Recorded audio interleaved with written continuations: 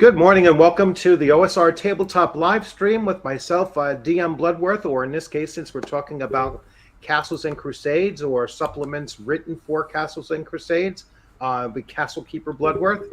And I am joined today by Greg Lambert, of the Chronicles of Aeres, and a co-author. I'm not quite sure how that broke down, whether you're a co-author of the project we're going to be focusing on or not. So I apologize if you're the whole shebang, but Yeah, that's me. I'm Greg Lambert, and I'm the creator of Chronicles of Aeres, which is an old school fantasy setting for D&D and now for Castles and Crusades. And I do all the writing and conceptualization and game system design. And my co-author, Franklin Mills, is my best friend. He has been with me since high school working on the setting, and he is the technical guy. He does all of the layout, graphic design, a lot of illustrations, all of our videos,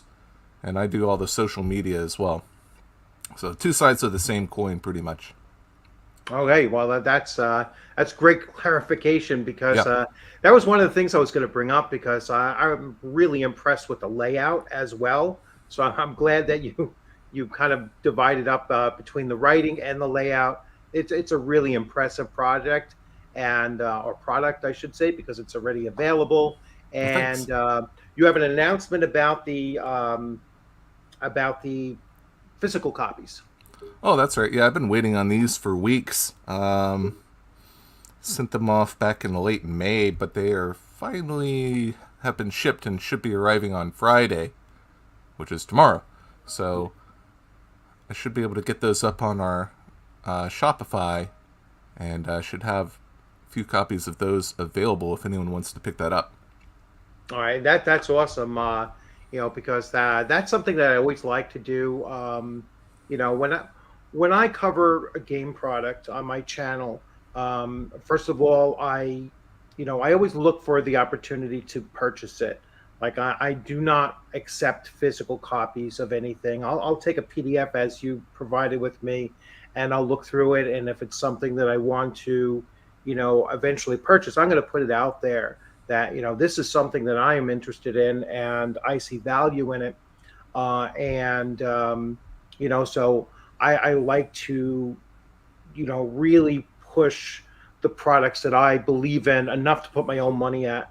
And this is certainly one of those, because I know in my video I had said that when I first covered this, I said that I could really see an interesting niche for, this setting to be put into any Castles and Crusades or even a D&D setting, that you wanted to kind of like a secret forest or Alice in Wonderland kind of a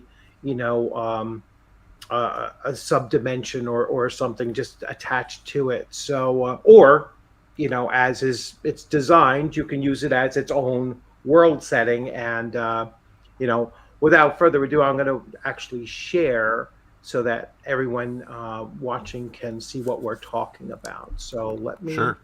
do a presentation here, and this kind of gets clunky sometimes, but hopefully we will go. And so here we are, and so it is Wilderkind, and I think I have to stay on the other screen. So, and I will just start scrolling down. So it's so the Chronicles of Aeres is Wilderkind a segment of the Chronicles of Aeres, or is it the core of the setting? It's a segment of it. So Okay.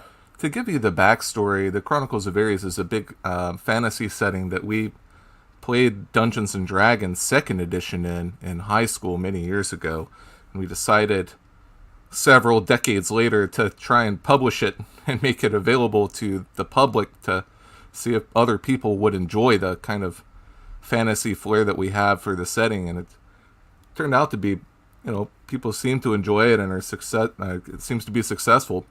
But in the setting, which is a kind of Narnia-esque Definitely some influences from Prince Caspian and Tolkien and Dragonlance, the classics. There are these beast folk or animal people, as you might call them, that live in an enchanted forest, and of course, a few of them are scattered throughout the world. Especially if you choose to be one as an adventurer, you will be traveling into the greater countryside. But in our first setting guide, we did not flesh out these creatures in very much detail. We went into the rat folk and the ravens and the dragons in considerable detail, but the rest, and there are 12 total, so 3 out of 12 we did, and then the remaining 9 or so we actually didn't touch on because we didn't want our book to be too heavily weighted towards these type of characters, right? Mm-hmm. Not just to be accused of, oh, you're a furry, but but because in the world they're very rare, and they're supposed to be treated with care as mythological creatures to play as. They're not traipsing around in every city and every town and village and hamlet, right? And if a human encounters one, it's like a once-in-a-lifetime thing, and it leads to a lot of role-playing opportunities. So we kind of put them on the back burner in the first book.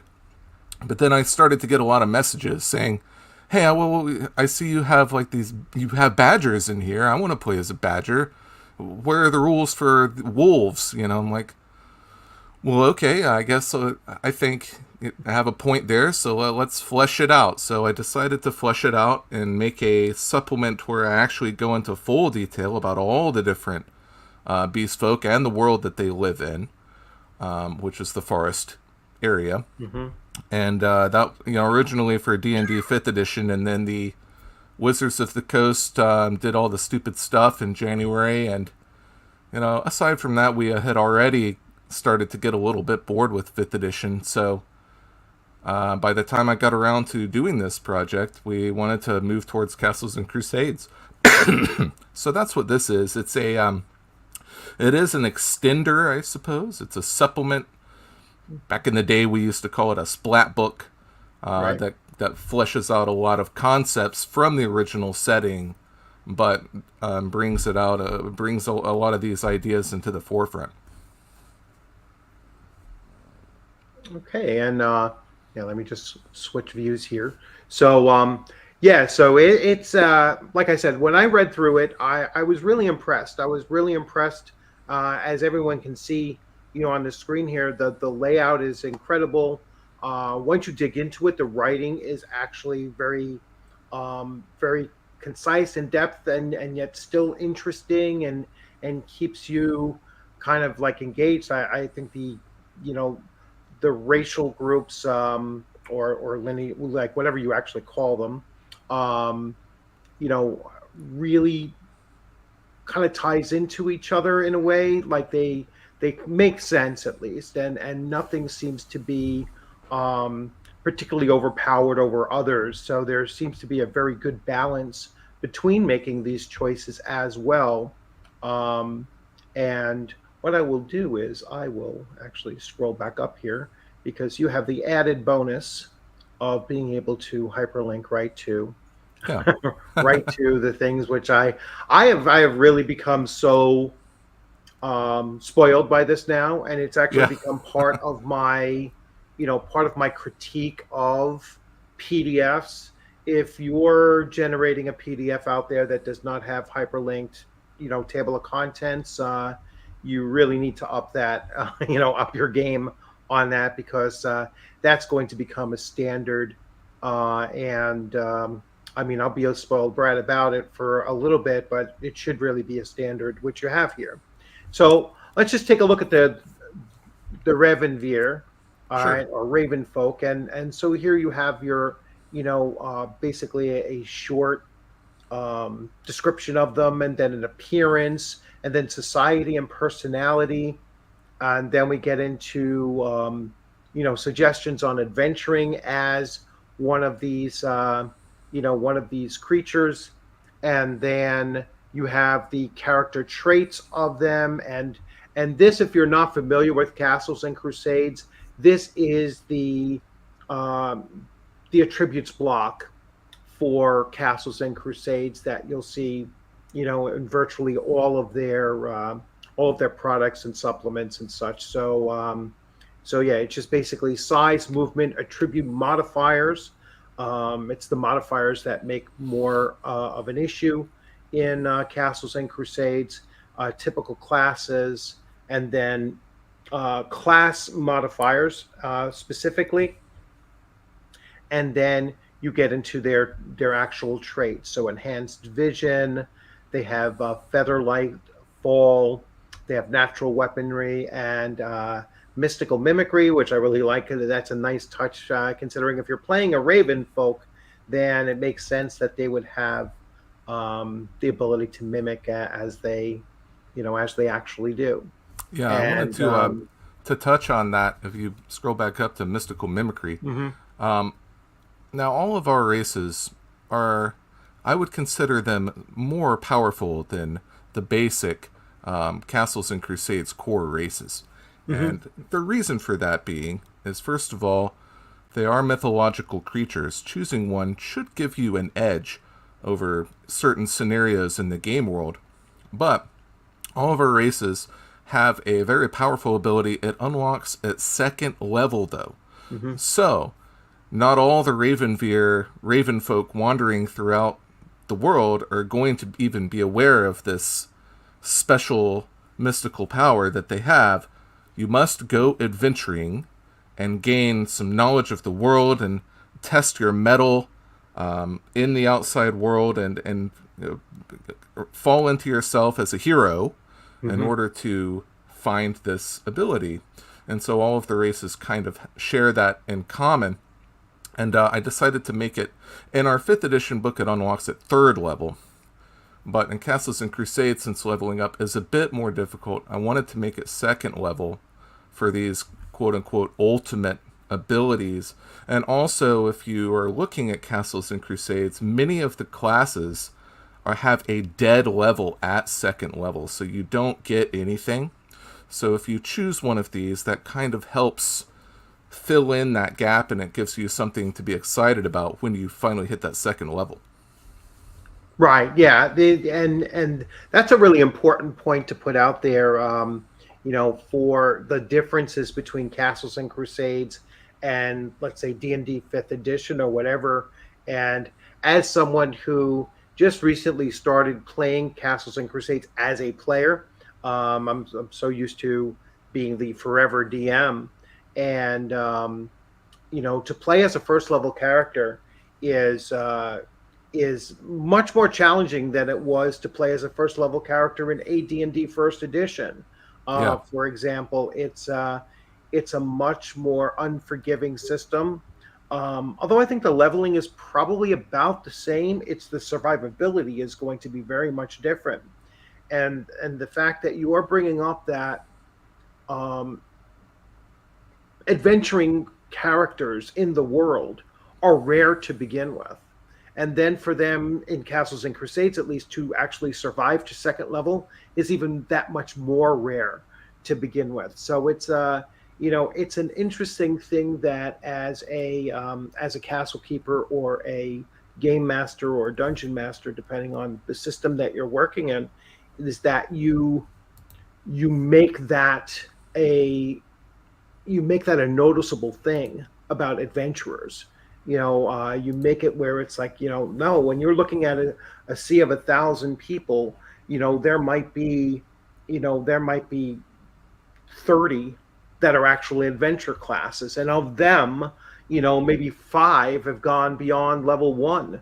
Right. And that's the kind of sense that I get from what you're saying with, and then these characters on top of that are going to be even more rare than that. So I think it really does catch that unique feel that you're looking to get from these particular character races within the world. So, and that's all of our stuff is heavily influenced by the classic fantasy that I grew up with, from original Star Wars trilogy. Now, I don't talk about any of the other stuff. I'm an original trilogy guy. Yeah. And Star Trek, the original series for me, and Then you get into the 80s with the Dark Crystal and Willow and Conan and a ton of the classics. If you think about the original Star Trek, you only ever see one Wookiee, and it's Chewbacca, right? Yeah. He's the only, as Yeah. far as you're concerned, he's the only Wookiee in the galaxy. You never Yeah. see, Yeah. you hear them mentioned, that obviously there's a planet of them somewhere, but he's the Right. only one. So that's the kind of gameplay feel I like to have with some of these races. If you are the Raven in this party, you are the only one that anyone's ever going to see. So there's kind of a fun burden upon you to try and like role play that out and make yourself unique. Yeah, yeah, and that's that's also something that I see with I've been going through the Adventurer's Backpack book for Castles and Crusades, and so many of those character classes are very very niche, and it's like amazing how unique some of them are, and how challenging it'll be to actually introduce them to a party and still make them useful. And then to combine those, if you combine those with some of these races that you're including here, you get such a phenomenal opportunity to role play. And so that's something else that I think is important to consider when using these kinds of things, both for the for the DM and the player. How are we going to make this character really shine, and and yet still fit in within a group dynamic as well, without outshining everybody else around them. So it's a challenge, but I think it's one that would be a really interesting thing for people to give a shot, and try. Yeah, I agree. Yeah. So let me see what else I wanted to focus on here. So we looked at some, and like you said, there's a number. What you said, there was about 12 different. Right, 12 different beast folk. Yeah, around 12 different species. And so from ravens, badgers, rabbits, squirrels, foxes, bears, forest cats, cursed dragons, and I know there's two different types of dragons, right? There's Yeah. yeah, there's the cursed one, the and good dragons up over here. I skipped over that one. Rats I also missed. So yeah, so you have the split between cursed and good dragons. Is there I mean, obviously, I think you're drawing upon the chromatic versus the metallic dragons, but is that something that you were taking that from, or were you getting that from something else? Yeah, it was. Mm-hmm. Obviously influenced by Dragonlance. Our Drakenbeer are almost analogous to the Draconians from Dragonlance, Right. especially in how they're created. And we I love dragons, like from when I was a little kid. Mm-hmm. Like, Dragonheart is one of my favorite fantasy movies, and as loath as I am to the idea of having dragons walking around in a town with like other heroes, I feel like they should be even more mythological than that. Right. I still like to have the option there because it's just such a cool thing to be able to play as one of them. But yeah, it's the chromatic versus the metallic is always going to lurk in the back of your mind if you're a gamer who comes from the D&D world. So Right. I try not to break away from that too much. Yeah, I was a big Dragonlance fan as well. I mean, my history with that was when I went to Gen Con 18, which was 80 85 or 86. I think it was 85. And I had gone there, went to a like a conference or like a seminar that Gary Gygax was going to give. And so, and I've told this story many, many times. I'm going to tell it again because it's a Dragonlance connection. But I went and I sat in the front row, and I sat next to a gentleman next to me. And like I said, I was 18 years old actually, and sat down. And he turned to me and he asked me. He said, "Would you mind just keeping my daughter here company while I, go up on stage?" And I was like, "Sure." and he went up on stage. I certainly didn't even, I just said hello to her, and that was it, and he went up on stage, and I was like, Jesus, that was Gary Gygax. So I sit through his, his talk. He talked for about 30, 40 minutes. And then he came back down and he thanked me, and he asked me, what was the big reason why I was at Gen Con? Because I said this was my first trip, to a convention, my first trip really away from home. And I said, I'm a big Dragonlance fan. So he walked me over and introduced me to Tracy and Laura Hickman. And he asked them, do you have any VIP tickets left for dinner tonight? And so they gave me a ticket, and I ended up sitting at the table with Tracy Hickman, Laura Hickman, Douglas Niles, Roger Moore, Keith Parkinson, and just sat there and had dinner with them. And it was the most amazing experience. Had them all sign my book and everything. And, it was just a phenomenal experience for a first-time convention, goer. And the thing I love most about Dragonlance is that I really attribute Dragonlance for getting Dungeons and Dragons out of the Satanic Panic pretty much unscathed. And so that is, that I think was the turnaround point for Dungeons and Dragons to get through there, because Dragonlance obviously has, has the wholesome religious undertones to it, right? That helped it kind of offset whatever nonsense was being said about the game and the hobby in general, at that time. So, yes, it was an absolute incredible experience, Savage Splendor, and it's something that it's a memory that I will die with, and to have met and spoke with those people, at that level, because they didn't treat me like, I was just some kid sitting at the table. I mean, we had a, tremendous conversation at the table.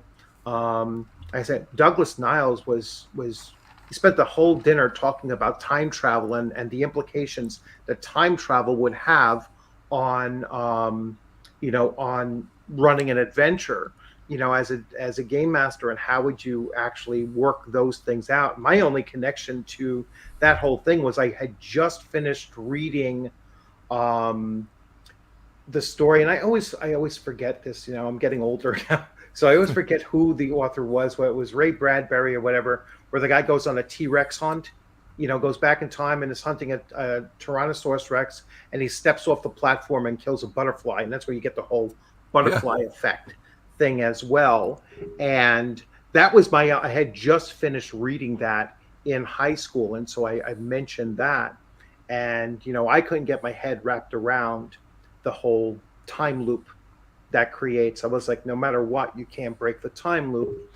But it was a really, really incredible experience, talking to people that were just at the top of the game of game design and adventure writing and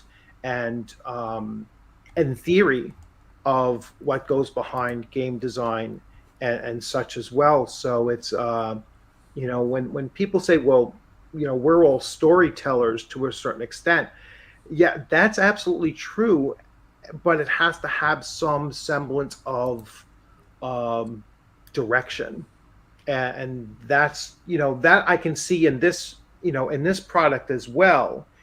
So when you sat down, Greg, and you started like trying to take what you were doing at your table and converting it over, what was like a challenge that you had as far as creating a continuity? Good question. So I didn't really have very many challenges because I'm a lore guy at heart. Mm-hmm. So I love vomiting out pages and pages and pages about my world and the people who live there and things like that. I come from the Dragonlance school, Hmm. and of course, even back then and today, especially in the OSR, much criticism has been levied against the Tracy Hickman school of, gaming as being detrimental to the whole history of the game, and it's changed the way the game was played, and now it's more of a narrative experience compared to the dungeon crawl that it used to be in the open sandbox type of thing. We can do a whole podcast on that. That's Yeah. that's a whole different discussion. But for me, I didn't have any challenges fleshing out the world. However, one thing that I want to do always is everything that we do or everything that I write is based on things that my players went through. The original Chronicles of Aeres wasn't just a setting that I built from the top down.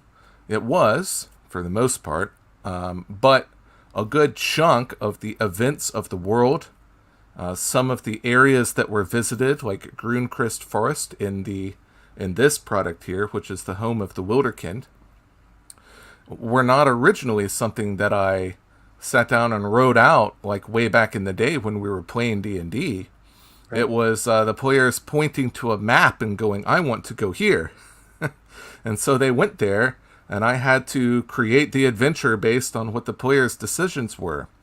So I always want to include what happened in the actual campaign and translate that into our books. And so that's kind of the fun for me, is Right. seeing the characters that my players had turn up as NPCs in the actual world, and how to kind of write their experiences. And as a player, that, and as DM, sometimes the adventure can get wonky. It can crazy things happen. People make jokes. Weird NPCs show up from time to time. We tried to keep it more serious, but it's how do I include everything that the players did without making it seem too silly? I guess that's the only challenge I can think of when it comes to fleshing out the world. Right. Yeah. It's, that's one thing I haven't ever tried to do, was to take our gameplay experience and recreate it in like an adventure module that I've written. But it's certainly something that I do with trying to just make their experience a living and breathing experience, like the world actually responds to their actions and inactions. And a lot of times, like the funny things that come up, which is usually in my group, it's usually like just the survivals and the permanent physical injuries that they suffer, Yeah. have been like the biggest gut busting laughs that we've had. And it's really bizarre, because you would think, wow,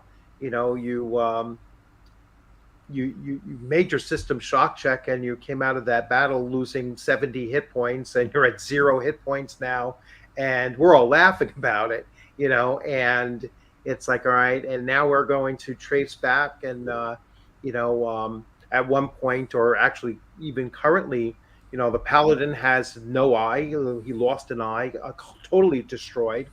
And the bard has lost his tongue, totally destroyed. Whoa. And one of the other characters had 4 missing fingers that, and they all need a restoration spell.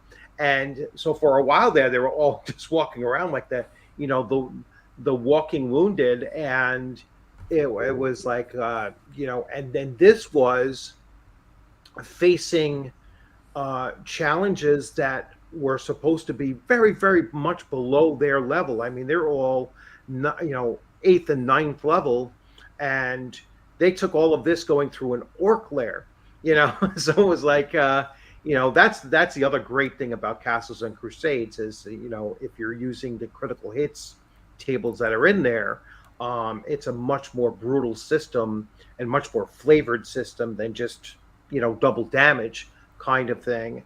And that has been the experience with utilizing Castles and Crusades that I've had, and to try to capture that kind of a thing um, in adventure writing, I think is very challenging. So it's really cool that you're able to do that, or you were able to do that for this. Is to take your player experiences and then translate it into something that other people can actually use. That's really impressive. Well, one thing I was just thinking of as you were describing that is a pitfall you can run into when you're doing that as a writer, as a game writer, is if you're trying to translate the player's actions into like a piece of history for your world, and Hmm. that's something that other readers are supposed to read and understand how it influenced the world. You can run into this problem where you start to kind of narrate the player's actions as they happened in the game.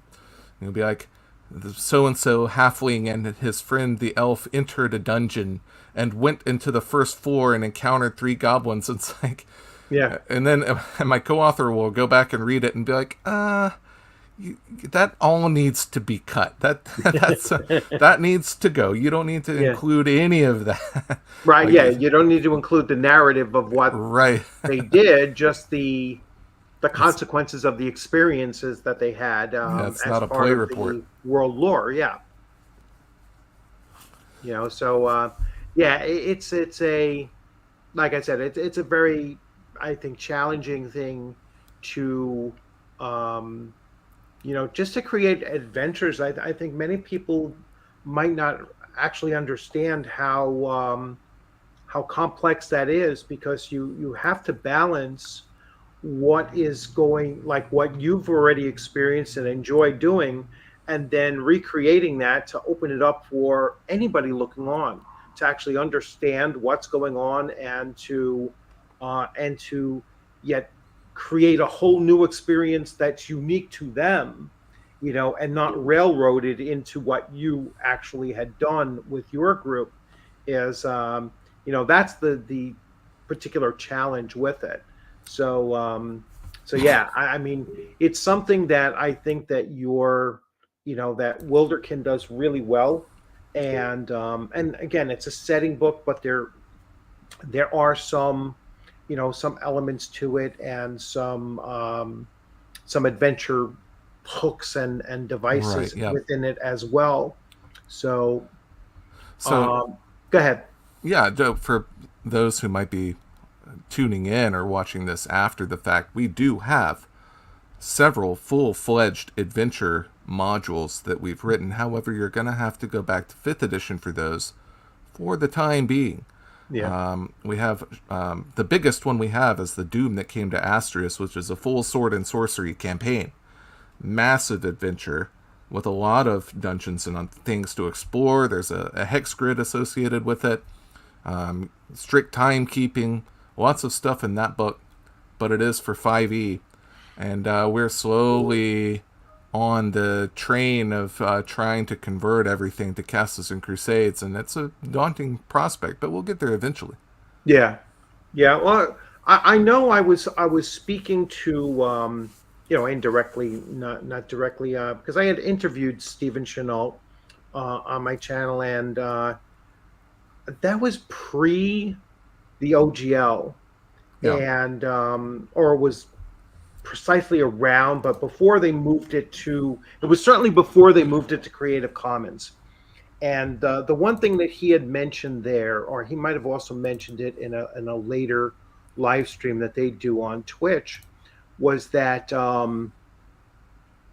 he was surprised of how little in Castles and Crusades was actually tied to the OGL 1.0A, and and that it wasn't very much. They were actually one of the first to actually come out and say this is our own thing.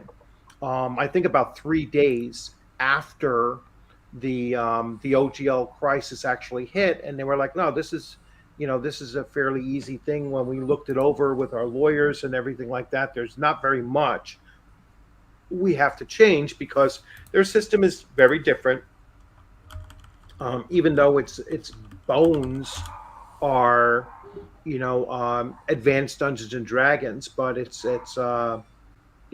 really more of an extension of it rather than a retro clone of it, let's say. And I think that it's a great system to to write for, and it's very easy to adapt as well.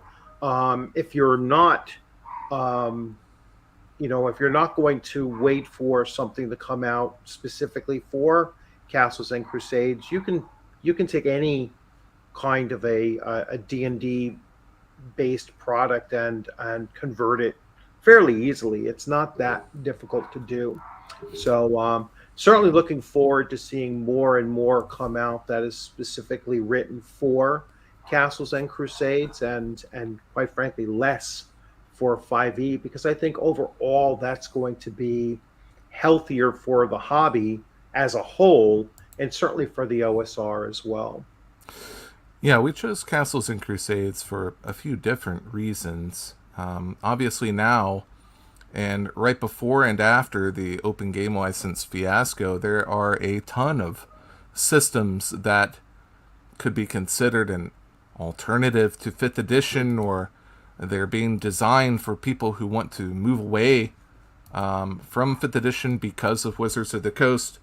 You have the Shadow Dark, which came out recently, and you've got the Candela Obscura, which is the Blades in the Dark system that Right. Critical Role people came up with. And then you have some other OSR type of things like Black Sword Hack, which I'm not sure if you've heard of that, but that's a rules light game, and that's on top of all the million BX clones Right. and stuff that's out there. And we thought about going to like an OSE, and I did originally make a kind of a test document, which was I took the Argent Drakenveer, which is our good dragon race, and I made them as a race as class for Old School Essentials Advanced Fantasy. I put that up for free on itch.io, so if you look for that on itch.io, you can find that download. It's only like a 3-page download. But I felt that BX doesn't have the flexibility that I want to flesh out races and classes and things like that. It's more, I wouldn't call it a simple experience, but it doesn't. Right. Castles and Crusades has more flexibility and more options for us to give unique abilities to races and do different things with ability scores. And so that's, and it's been around since 99 or 98. So all the systems I just mentioned, like Shadow Dark, are fairly new, and they're gathering bigger audiences by the day. But I wanted to choose something that's going to be here for the long haul, that's been around since we started playing in the 90s. And Right. I feel like CNC is got to fit that bill. Right. Yeah. And that's the thing. It's that's the one thing that as steeped as I am in the OSR, I've said that there's a lot out there that's already tied to old school D&D, that it's good to see a system that's more than 50% different, let's say, and not just a simple retro clone, changing about 10% differences in it. I'd also like to see more within the OSR that is not D&D based at all, or not the genre of certainly not the genre of high fantasy, but certain low fantasy settings, and fiction is also something that would be great to see a lot more of. Yeah, just a quick plug for some of my friends. The Basic Expert has come out with his game, Cow Punchers. Great Western experience, Right. Wolves Light. And my friend Victor Gorchev, you might be familiar with. He's got his tons of rivets and rockets, and he's got a new 2D8 system that he's working on. And that's the Basic Expert came out with a video recently where he's like, does the OSR mean anything anymore? Well, I don't know. Maybe it does.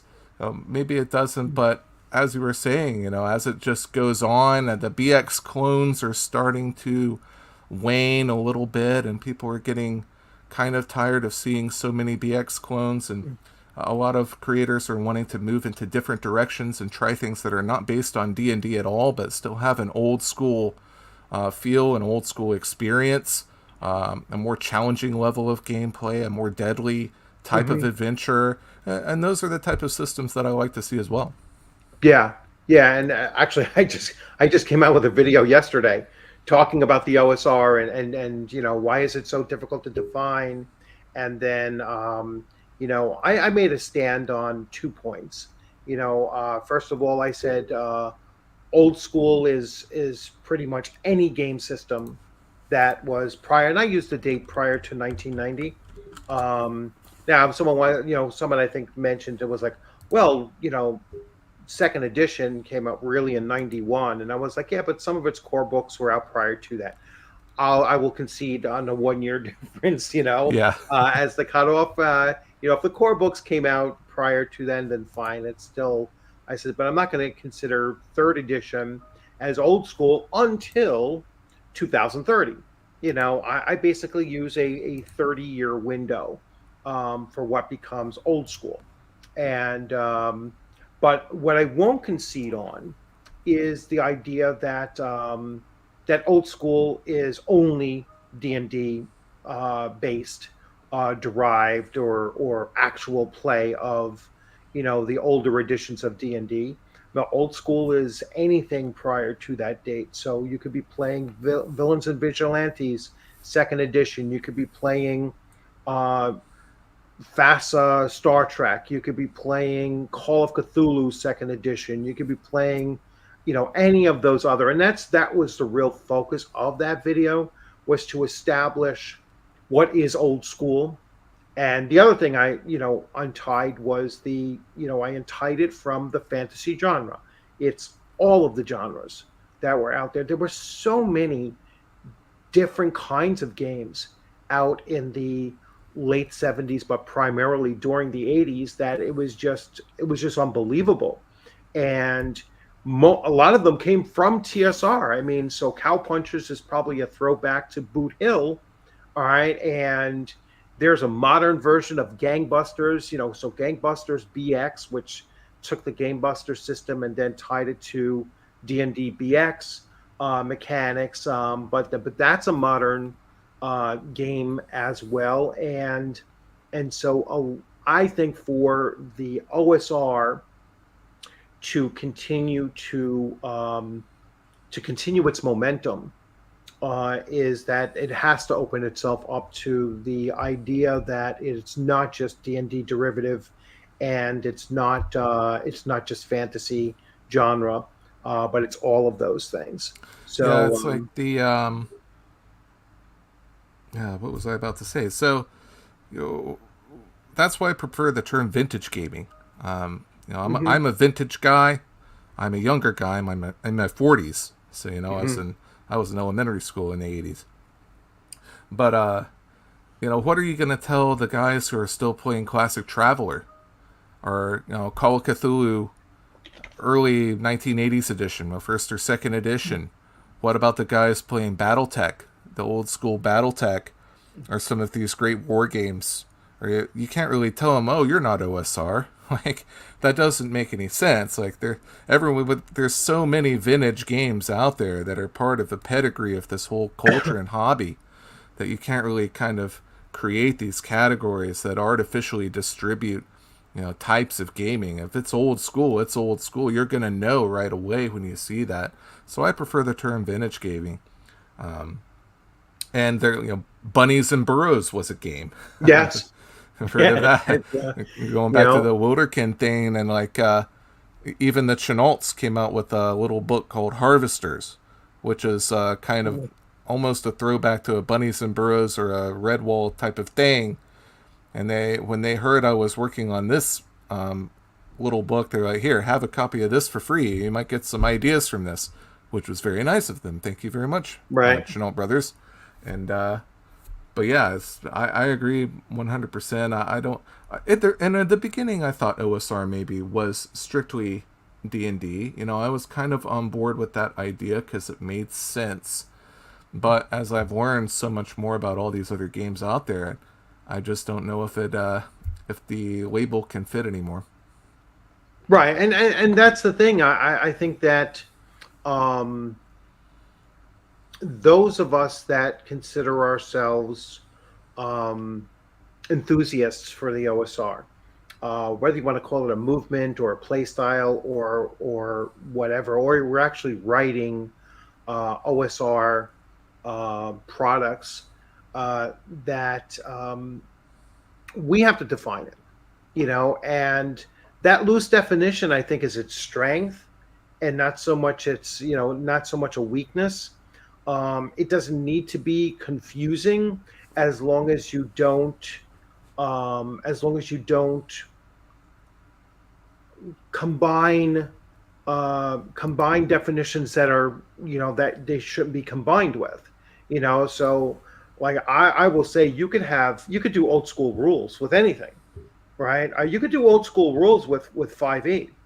You just have to strip out some of the rule systems that are in 5e to make it play more like an old school game. All right. You can convert 5e to first edition AD&D.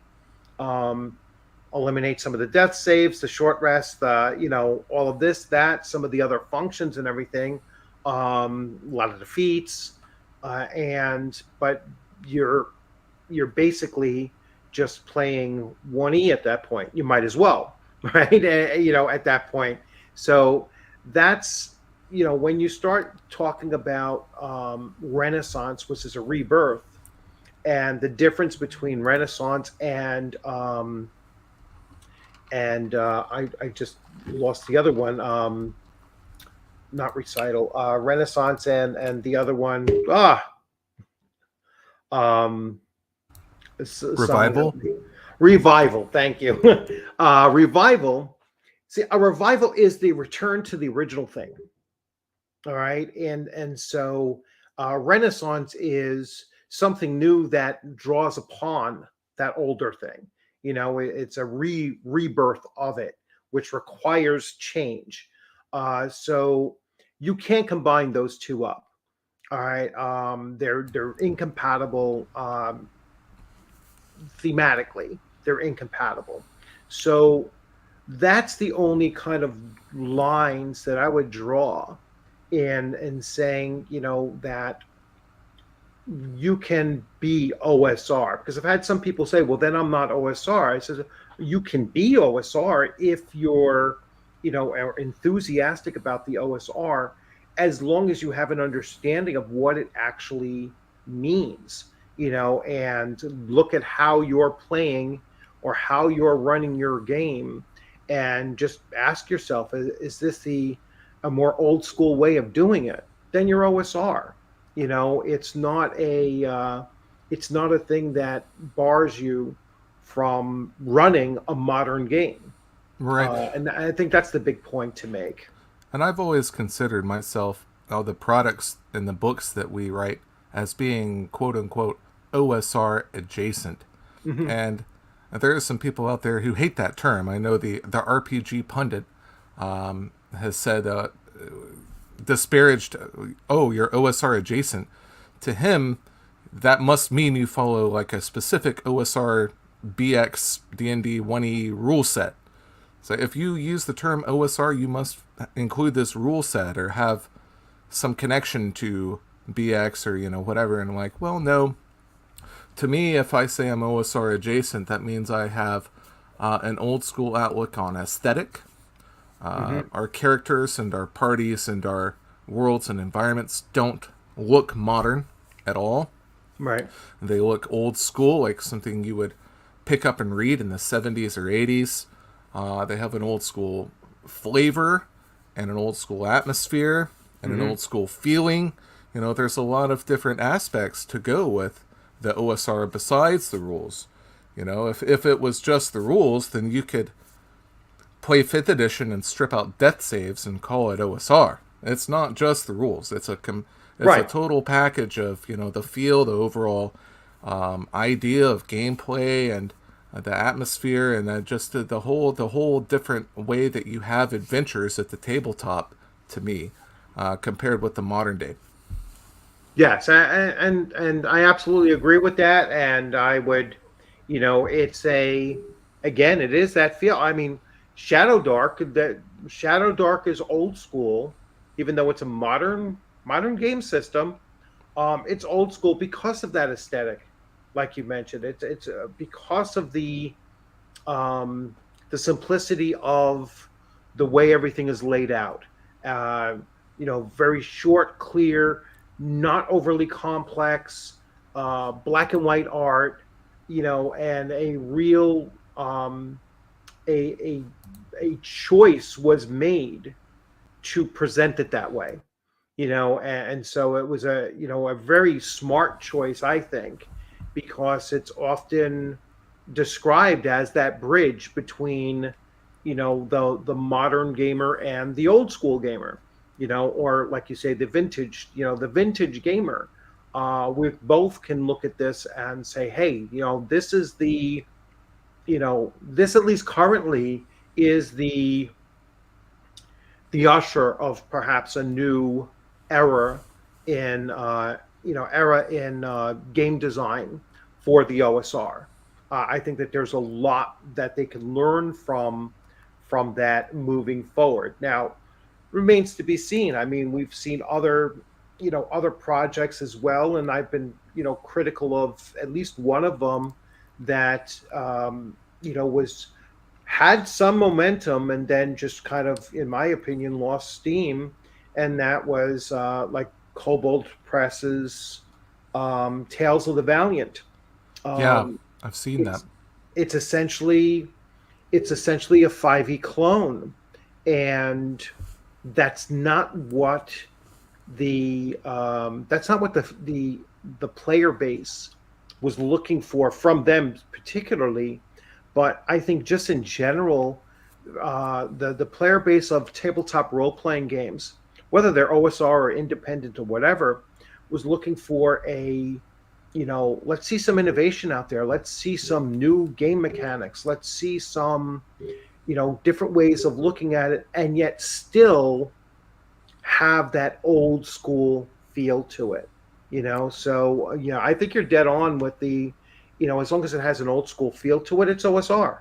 And as long as it doesn't need to have all of those elements to it, all of those game mechanic elements to it.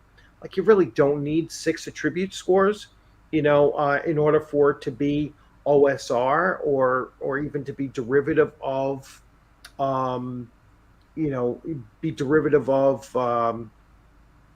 D&D, even old school D&D, even though they always had the 6 attributes. I mean, at one point they had 7. Nobody likes to include comeliness anymore, but there was a 7th attribute put in there at one point, and then removed. But I think that for the OSR, it's good to see projects like yours coming out there, building off of a different system, building off a system that has legs to it, right? It's been around since, I believe that its first publications, though, were like 2003 or 4 or so, or at least that's when they first came out in hardback.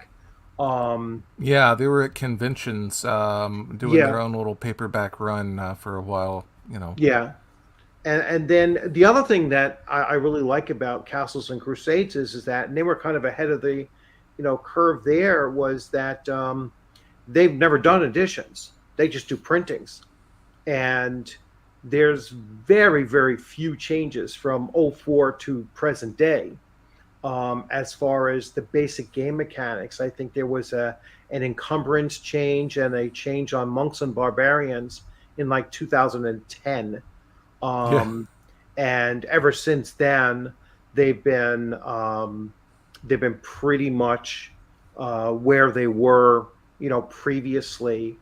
And that's the kind of thing where, if you're new coming into the hobby, and you say, well, I can get this free PDF, you know, and then buy some other supplements here or there, and I can create my own thing, and I know that the rules aren't going to run away from me at any given time because it has that long legs and consistency to it.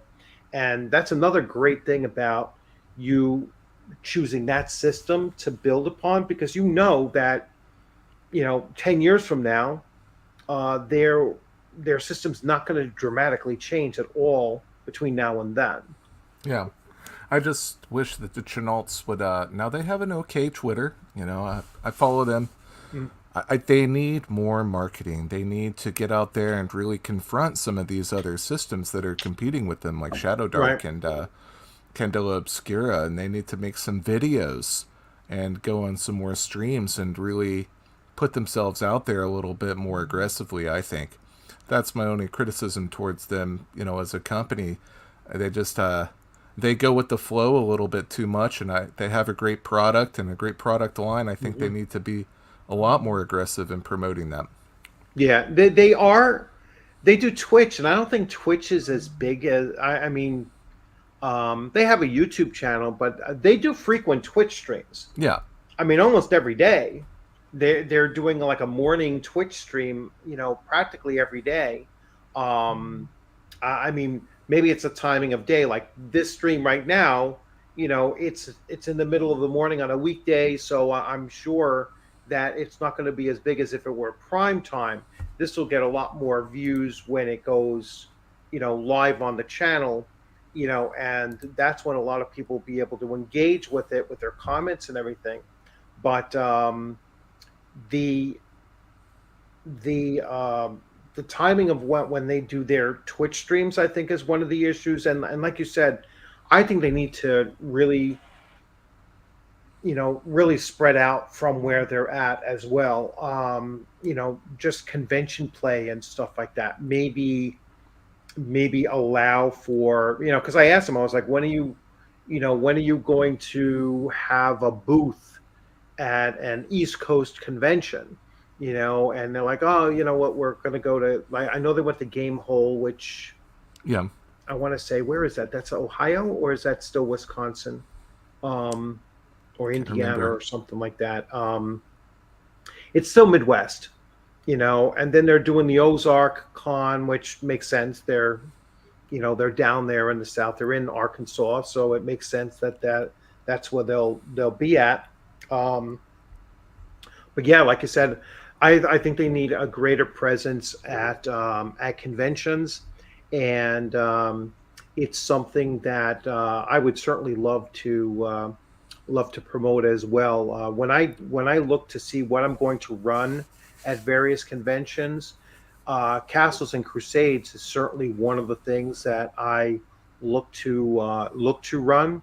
And in September, I'm waiting to see how the schedule works out. But in September, that will be the second game that I do run if I don't see that there's an example of or someone else running Castles and Crusades. It was the last time I went to ShireCon, so I'm waiting to see. That's in Connecticut in September. So I'm waiting to see if someone else is running a Castles and Crusades, and if not, then I'm going to propose running another session Yeah. while I'm there.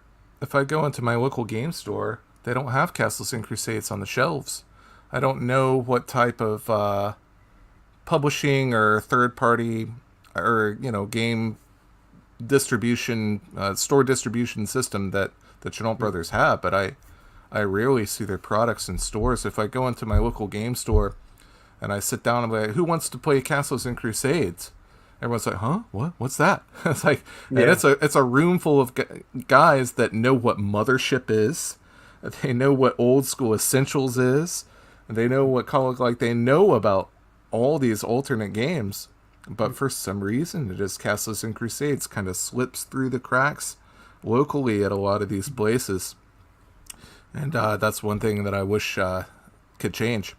Yeah, yeah, and it is. I think it's a matter of just getting out there and running it for people to see. Hey, you know what? This is a much tighter, more streamlined system. um, and it's it still has all of the same, feel of old school Dungeons and Dragons or advanced Dungeons and Dragons, just a much simpler, more streamlined system for it, Yeah. and a much more challenging and I think enjoyable system as well. So it really does capture that high adventure feel of it.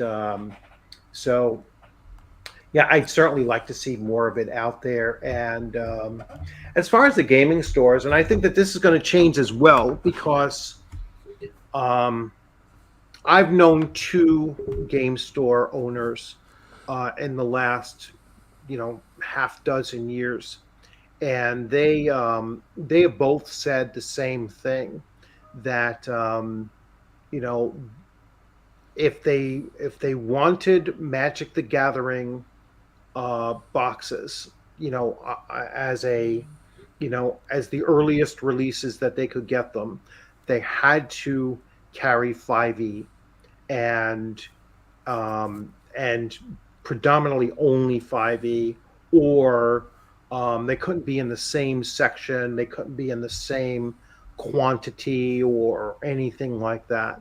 And it really was basically a because Magic the Gathering makes or breaks small businesses like that. Hmm. If you can't sell Magic the Gathering, you're not staying in business. That's the bottom line for it. But when you go into those stores, um, I never see anyone running fifth edition.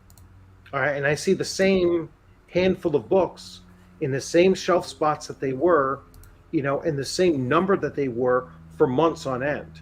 So they don't move that product at all, and they're not running it at their tables. No, You nobody. walk into those rooms and you'll see the card games being played. So you'll see Magic the Gathering, you'll see Yu-Gi-Oh, you'll see all of the various things there. You'll occasionally see someone playing Warhammer Fantasy. I've seen. All right, I've never seen anyone really running a 5e or really any role playing game. It's almost always the battle card games. Yeah, and Warhammer is big in my store. But it's funny, when I go into the store, I see copies of the Radiant Citadel. Not a single one has sold. No, not Yeah, one. no, they don't, but they have to have them there Yeah. because they won't get Magic the Gathering without. So now, as Wizards of the Coast or Hasbro moves away from um, really supporting the sale of the books outside of their own trade hub, you're going to see that there's even less incentive for them. Hopefully, they leave them off the hook, or they don't even have to carry the hardbacks anymore because they're not going to be able to sell them. They're not coupled with the digital product, and so hopefully they'll let them off the leash and allow them to carry other games that will sell. So at least for the small guy, I'm hoping that they do that because it's an unfair business practice. It's really a monopolistic business practice that they're utilizing. Um, but anyway, that's a little bit off the point. So we will get back to we're going to focus back to Castles and Crusades and your next project. So what is your next project that you'll be working on? Yeah, so our next project for Castles and Crusades is another Iries setting book. It's an open sandbox adventure set in a gothic medieval city environment. So, a huge city that is pre existing. If you look at our Chronicles of Aeres setting book, it's the city of Irulan. It's the erstwhile capital of men, it's the old capital of the human kingdoms that is now kind of run down and corrupt. And a steward sits on the throne who's not the real king, and there's a lot of different factions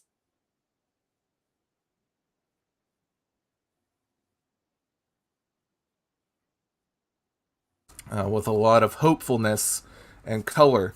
Chronicles of Narnia type stuff again, as I mentioned. But this one is going to be our foray into the 1970s, like the occultism, some elements of the satanic panic there. We're going to have a new class, the Witchfinders, whose entire purpose is to hunt down and bring back magic users to put on trial, whether justfully or unjustly. And there's going to be, some moral dilemmas that you have to face as a player. Am I doing the right thing here? Or what am I doing? But overall, it's not going to be a structured adventure. It's going to be a massive sandbox in a city with tons of factions and different elements that you can influence as the players. You can influence the future of the city. Does it rise up out of the shadows and regain some hope? Or do you plunge it deeper into the darkness? Depending on your actions, of course. So that sounds incredible, and it sounds, again, following that philosophy of, breaking away from, the tried and true, and just trying to go into some new areas to kind of expose people to different genres or different subgenres of, whether it be fantasy or combination of gothic fantasy. Look at how well Ravenloft has done over the decades because of that. I mean, it certainly started with brilliant writing from Tracy Hickman, or Tracy and Laura Hickman, actually. Again, it's, so here's a question about that. Is that going to be a Kickstarter? So we don't have much room for Kickstarters because we have another Kickstarter planned as well.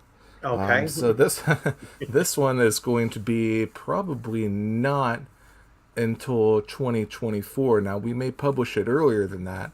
I already have a lot of good artwork, and we've done some writing, and we're fleshing that out. So that might just be a passion project from us without Kickstarter funding.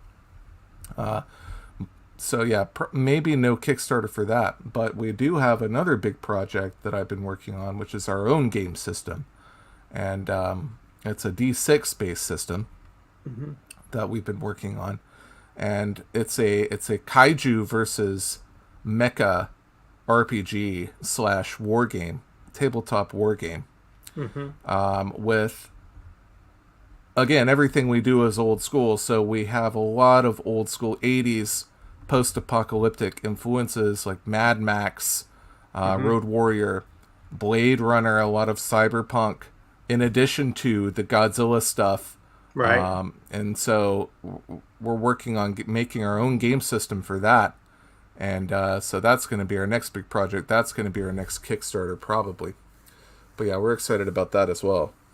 And that's going to be very exciting because, again, that's another trend that's actually starting to come out of, the whole OGL thing was we're seeing more D6 systems cropping up as well.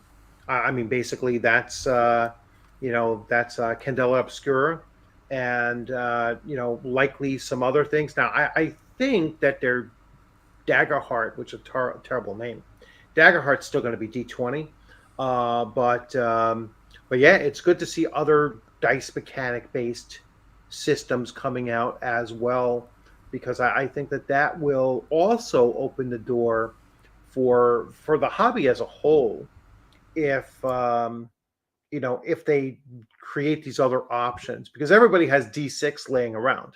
You know what I'm saying? It's like you can get D6s anywhere, and very, very cheaply. So if you're building a D6 system, then that's an entry point that is very, very accessible to everyone.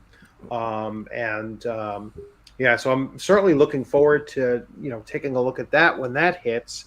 And you say that's a Kickstarter that's going to hit probably end of the year or January for the Kickstarter. January. All right. So the beginning of next year. All right. So, but there's a ton of forward to that. Sweet.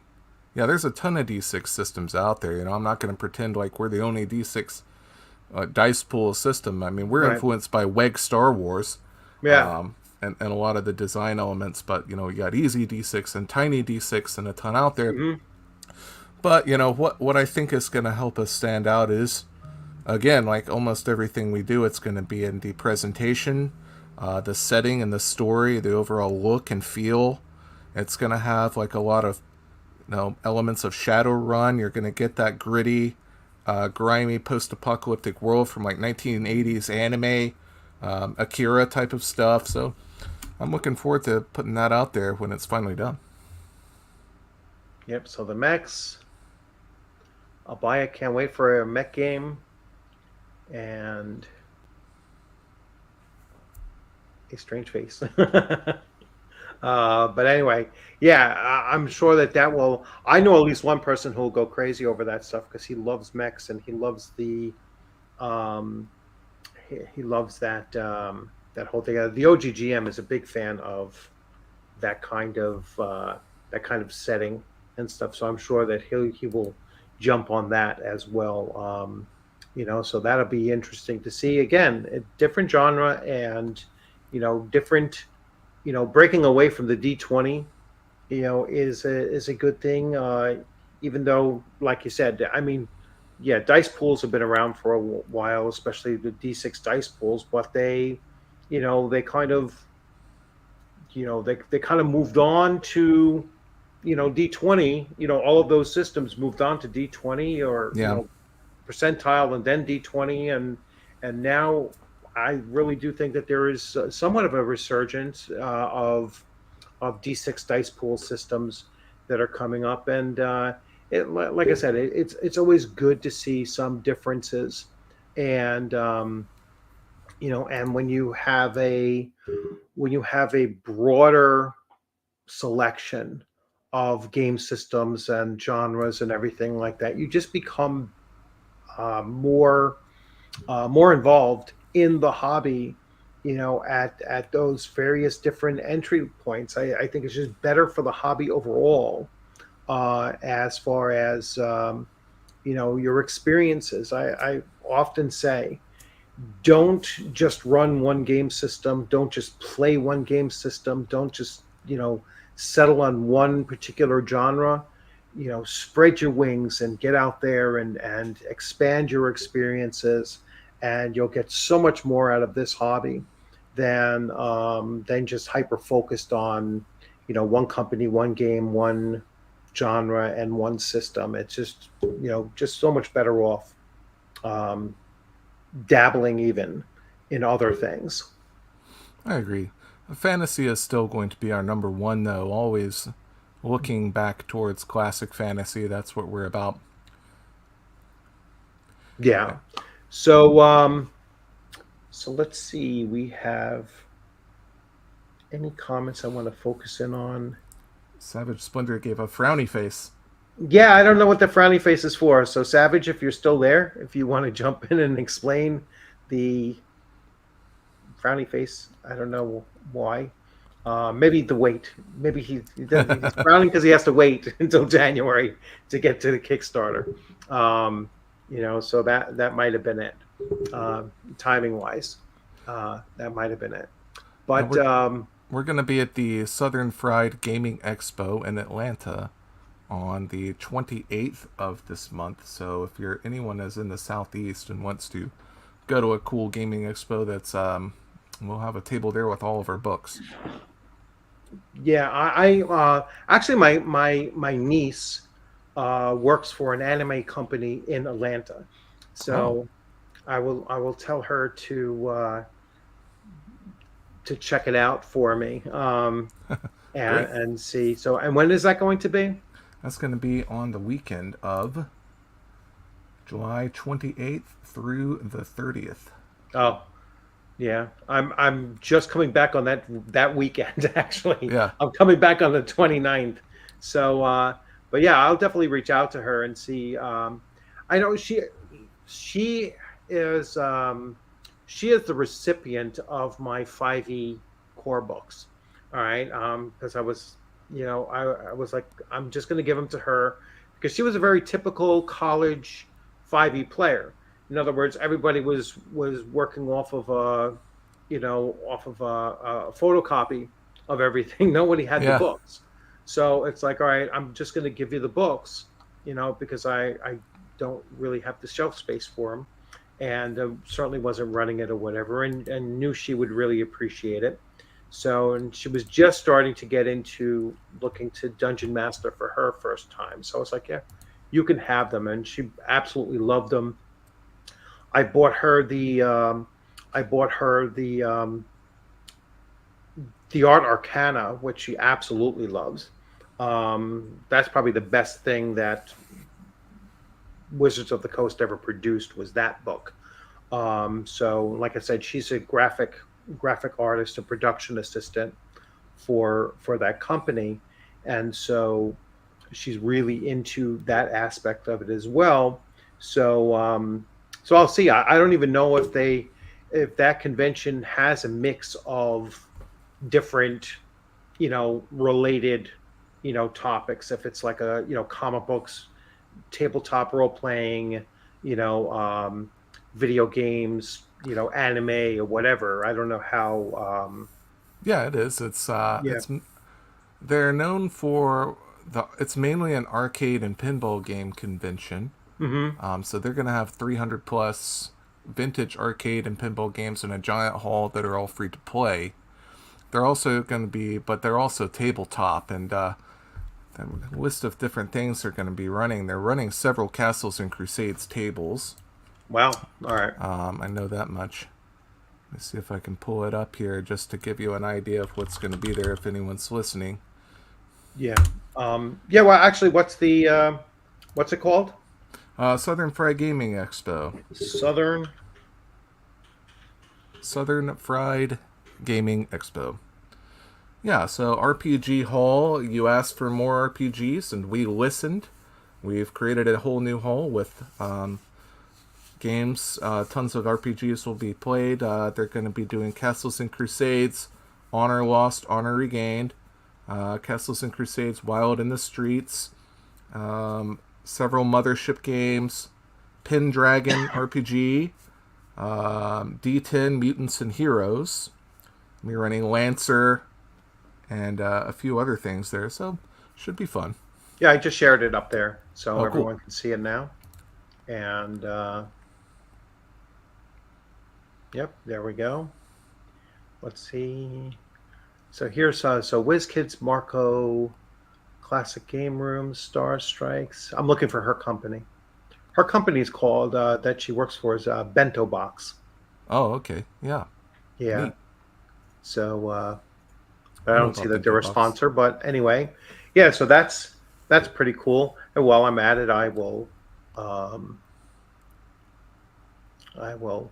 Well, let me stop sharing, and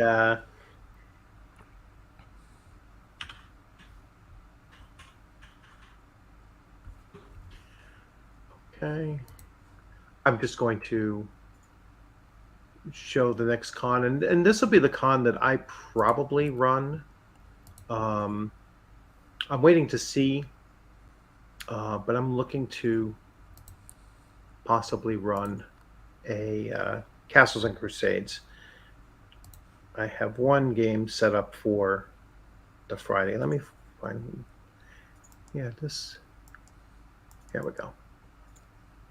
So, Shire Con.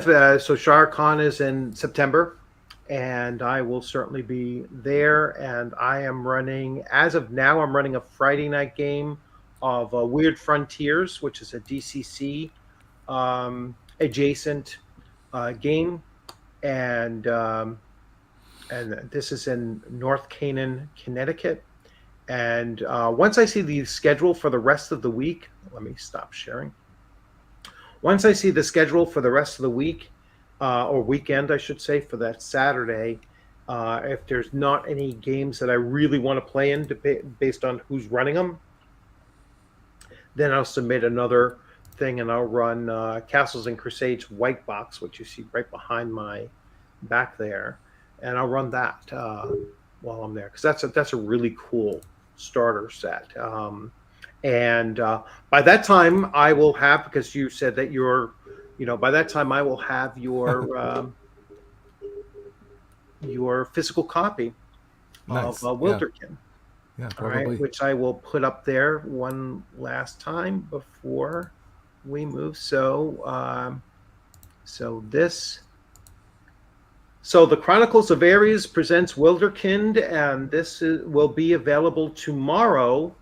And I am going to include all of the links, that Greg feeds me, so that when this becomes uploaded onto the channel, as a watchable video later on in the afternoon, I will include all of the links so that you'll see where to go to buy this physical if you wish to. It's currently now in PDF form on DrivethRu, correct? That's right. Yep. Yes. So you can get it on DrivethRu, and I have an affiliate link, so you can go through the affiliate link and do that as well.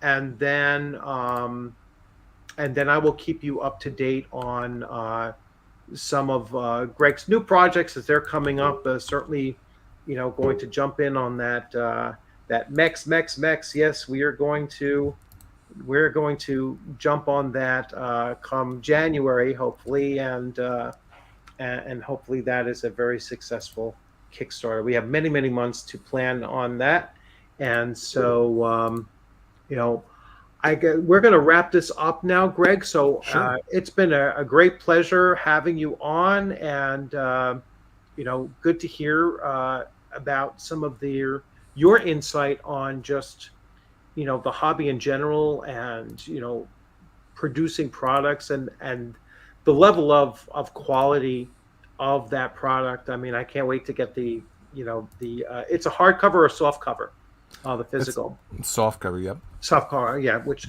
I actually prefer because it's great for shelf space. So it's yeah, so really looking forward to that. And when I get that, I'll actually do another video and talk about the quality of that as well. So thank you. The physical copy and the current copy on DrivethruRPG have a few minor tweaks and rewrites. I can't remember if I tweaked any of the rules. I think I maybe did, but the physical copy should be the most up to date. I don't think I'll make any more changes to this book unless somebody reads through it and points out a major flaw, that I need to go back and change, but hopefully not. So cool. I'm glad that you're going to pick that up. And if anyone else listening or tuning in after this is interested in importing a Redwall style animal adventurer, or even a small area where they can adventure, like a enchanted forest, you can take that and import that into your own setting and have it not seem cheesy and out of place, hopefully. That's the whole the whole goal behind it, is to make it seem inject a little bit of verisimilitude and class and dignity into the animal people thing, which I know not everyone is about. But if you grew up with Redwall like I did, then I'm sure you'll dig it. Yeah. That's an important thing to put out. I mean, Watership Down was serious, even though it was, what I'm saying? It's like somehow it became more Looney Tunes than still sticking to that really serious, depiction of, animals as characters, and so it's good that there's a certain level of seriousness in in the way that you're presenting your take on those same things. So all right, well, thank you very much, Greg. It was a pleasure, and we'll certainly keep in touch during the next weeks and months to come. And you're certainly always welcome to pop in on any of my live streams if you want to give us an update on anything, or if you do move up the time frame on any of your projects, like October. And, but that's certainly welcome to have you come in for that as well. So for those of you that came in on the channel, I know it's early in the morning, so for some of you. So thanks for popping in. And like I said, this will be up on the channel, and you'll be able to watch this later on. And any last things to leave off with, Greg? Nope, that's it. Just if you're still a 5e person, or if you want to include some great 5e adventures, our original books are always going to be available. So check those out there. And I appreciate you having me on the show. All right. Thanks a lot. Have a great rest of your day, and be looking forward to seeing you again sometime soon. Yeah, thanks again. Take care, everyone. Thanks for joining. Bye-bye.